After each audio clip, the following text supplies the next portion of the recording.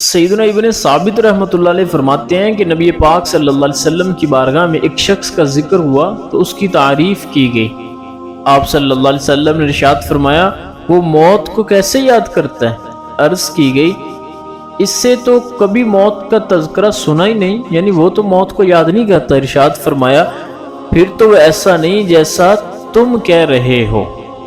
اللہ کے محبوب صلی اللہ علیہ وسلم سے عرض کی گئی، کون سا مومن زیادہ عقل مند ہے؟ تو نبی کریم صلی اللہ علیہ وآلہ وسلم نے ارشاد فرمایا، زیادہ عقل مند وہ ہے جو موت کو کثرت سے یاد کرے اور موت کے بعد کے لیے اچھی تیاری کرنے والے، یہی لوگ زیادہ سمجھدار ہیں۔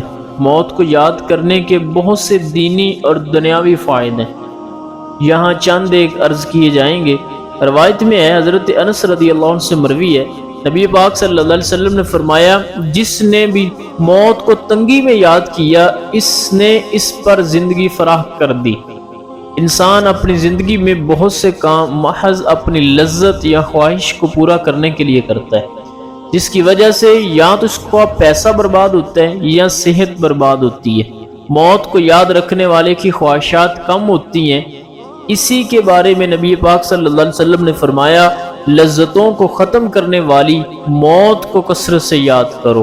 حضرت سیدنا عبدالاعلی یتیمی رحمۃ اللہ علیہ فرماتے ہیں، دو چیزوں نے میرے لیے دنیا کی لذت ختم کر دی، دنیا کا مزہ ختم کر دیا۔ فرمایا، ایک موت کو یاد کرنا اور دوسرا اللہ کے حضور کھڑا ہونا۔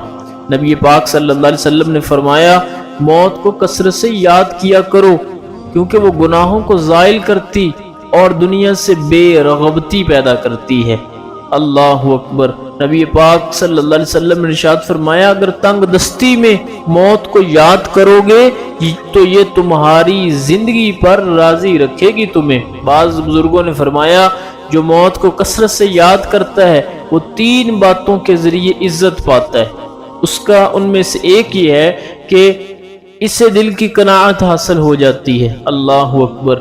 فرمایا، جو موت کو پہچان لیتا ہے اس پر دنیا کے غم و مصائب آسان ہو جاتے ہیں۔ حضرت سیدنا حسن بصری رحمۃ اللہ علیہ فرماتے ہیں، جس نے موت کی یاد دل میں بسا لی تو دنیا کی ساری مصیبتیں اس پر آسان ہو جائیں گی۔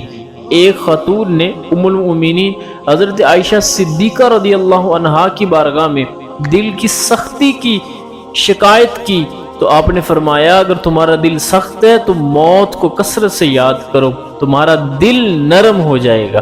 بعض بزرگوں نے فرمایا، جو موت کو کثرت سے یاد کرتا ہے وہ تین باتوں کے ذریعے عزت پاتا ہے۔